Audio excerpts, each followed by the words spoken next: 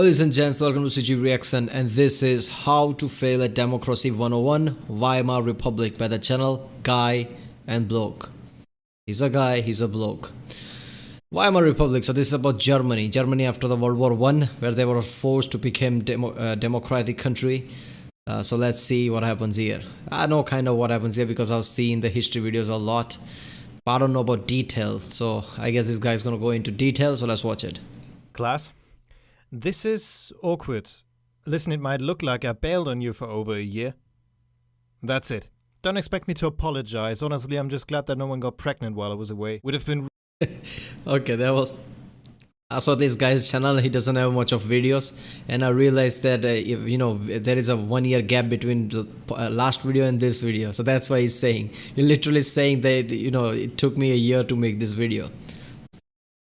Really awkward explaining that to the principal. Anyway, I'm already bored of railing down an entire country's history, so let's try out something new. This is How to Fail at Democracy 101. So what's it going to be today? Bash the United States? You bet I won't. There are way more intriguing examples of fucking up a country. But speaking of the US, while I was away I kept hearing people say, "Congratulations idiots, you've just elected Hitler." And then that part of me that insists on correcting everyone is all like, "I beg your pardon? That's not Hitler. If anything, that's a clown. I'll show you how to elect Hitler. I'll show you the real thing." Yeah, they're like, Donald Trump, you elected a Hitler. I'm like, God damn it, really? Hitler was an awful guy, but he wasn't some moron. He was really smart. That's the reason why he did what he did at the level he did. If USA, elected a Hitler, we all would have been screwed by now. USA is way more powerful today. I mean, Germany was powerful during the World Wars, but nowhere near what the USA is right now. USA spend in military budget more than the next 15 countries combined. Do you even understand what that means? USA is number one in military power, alright? Now it spends in its military more than the second number, third number, up all the way up until the next 15 countries, combining all of their military budget, and USA has more than that in its military budget. That's a massive gap between first number and second number. It's like the number one country by military wise is USA. The second country starts with the 16th number or something, missing the slots. People will be like, that's not everything. There is, military size and other factors go into. People will say that, but it really isn't. If you spend that much money, trust me, you have technology that nobody has. I mean, places like Area 51 and other places that nobody knows about, they are developing really next level technology that nobody knows about. That's the point of secret technologies. If a war breaks out tomorrow, USA will, easily crush lots of people, even the powerful countries in the world. People don't think of that. Yeah, right. That's just all hearsay.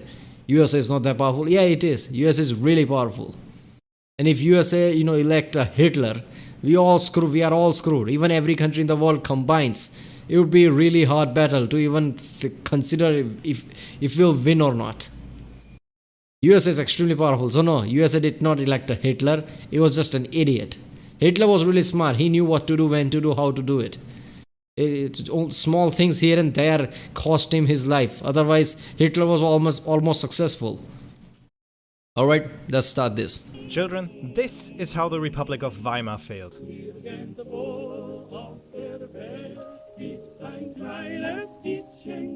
The Republic of Weimar, named after that thing Goethe created in the Duchy of Weimar before all attention buggered off to the revolution of 1848 as it came bursting through the door, frantically flapping its willy around, was off to a rough start. Germany just lost the Great War, and the old elite that was in charge of this train wreck for the last couple of years fucked off to someplace else, so that the ruined economy and the bones of being the loser of the war was now resting on a democratic parliament that up to this point barely held any responsibilities whatsoever. But after a couple of years of turmoil, things were actually looking pretty good. The economy was roaring, Germany re-entered the international community and accepted the new borders, well, most of them, and that was largely thanks to three people: Friedrich Ebert, Gustav Stresemann, and that third one no one talks about. Stresemann is an interesting one. While he was chancellor for 1 year, he is regarded as one of the best foreign ministers to ever exist, goddammit. Damn. Most intriguing though is how he came to be. Technically he was a right-winger, but above all he was a realist. He used to support the emperor and only stopped doing that as it became clear to him that it's either democracy or receiving your mail armed while most of your neighborhood's on fire. And he did well. He was... That's the biggest issue with most people today. They don't realize what's going around you. I mean, you have an idea, you have your way, and you always stuck to that regardless of what's happening around you. You have to adapt. You have to be a realist. Otherwise, you are not going to be really effective.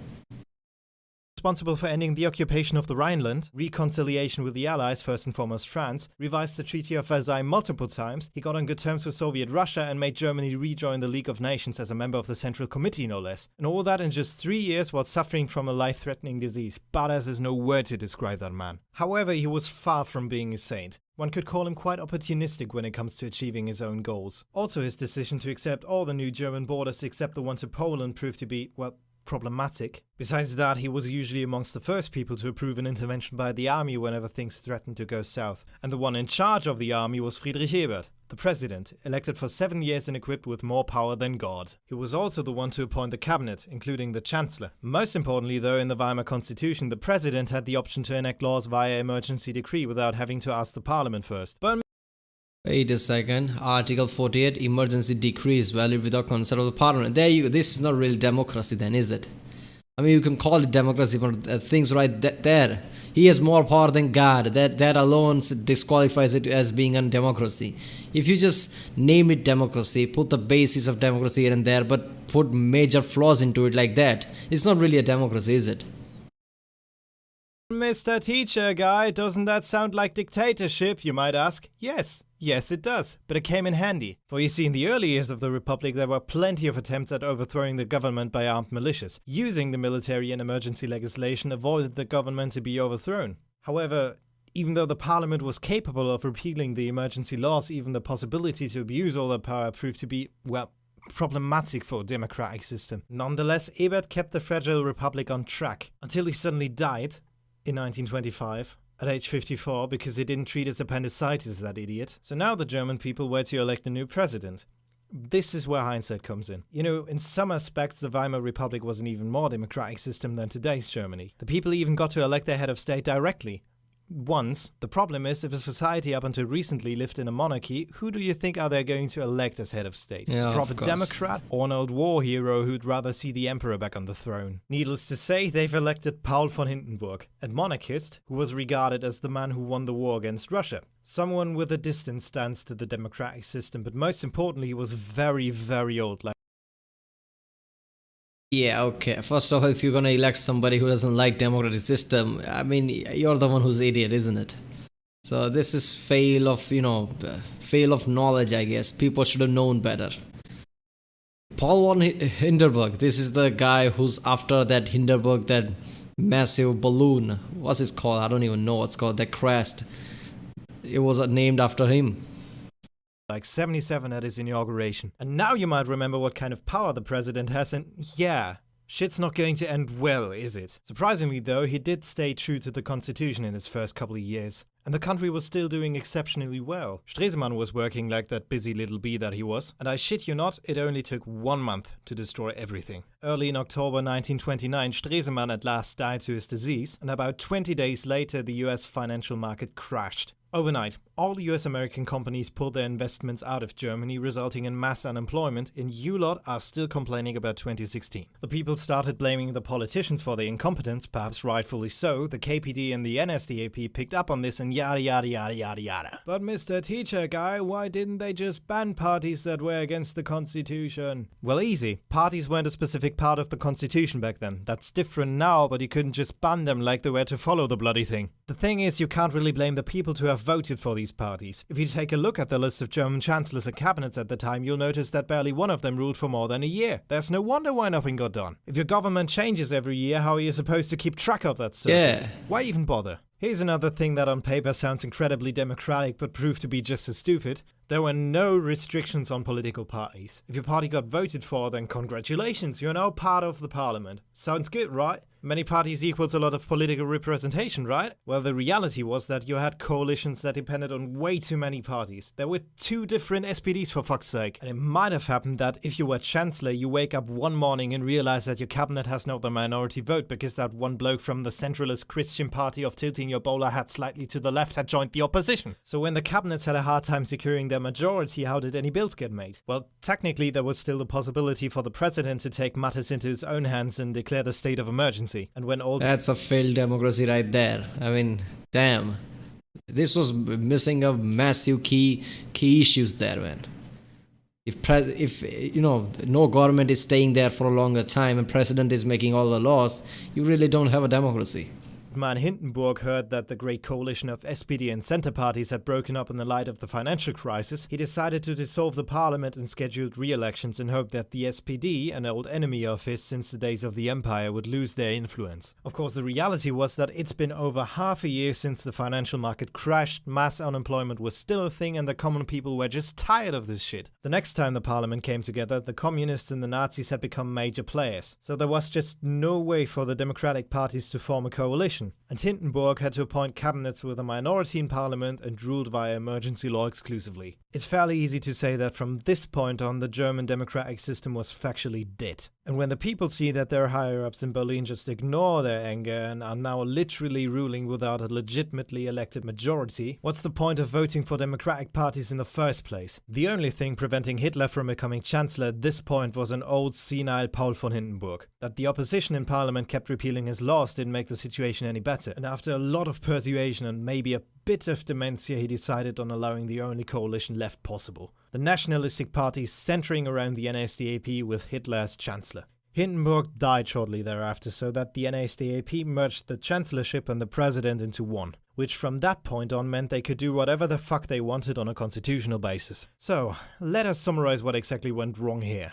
Undemocratic nation forced to get used to democracy, a president with the competencies to Yeah, I mean, it wasn't democracy, and after the World War, they're like, be democratic. I mean, you can't just do it like that. They don't know how to do it. It's gonna have massive issues. disable said democracy, no mentioning of parties and their duties in the constitution, no strict regulations on how a political party joins the parliament, inability of forming a government that lasts for longer than a year, leading politicians dying way too early, electing an old monarchist to be president, and, last but not least, inability of the ruling parties to solve and prevent the consequences of a financial crisis. So, there we go, Germany's second largest screw-up in all. Yeah, this is... Article 48 was just stupid. If they got rid of this, it would have been something at least. This was just stupid. And also about parties, it should have been inside the constitution. And that way it would have been last longer a bit. And no Article 48, so president can't just be a dictator. This was the key points. It wasn't really a democracy from the start anyway. It tried to be, but has massive flaw in it. Weimar Republic. Oh man, we just know when, shit hits the fan, people get pissed off and people just go to the next person who just try to rally them. That was the Hitler at the time. And we know what happened afterwards. Chancellor basically became a Führer and just, they're like, I'm gonna, save a little bit of money, give to the, government, give to me, I'll give you your own Volkswagen. People happily worked, gave some percentage of their income to government thinking they'll get a car, and he just used all that money to build tanks and weapons. They were about to get Volkswagen, but they didn't. Car of the people wasn't much of a car of the people at the time. There was just a massive, basically Hitler duped them. Alright people, if you like my reaction, don't forget to like and subscribe. And check out more videos in the description or end card. I'll see you next time.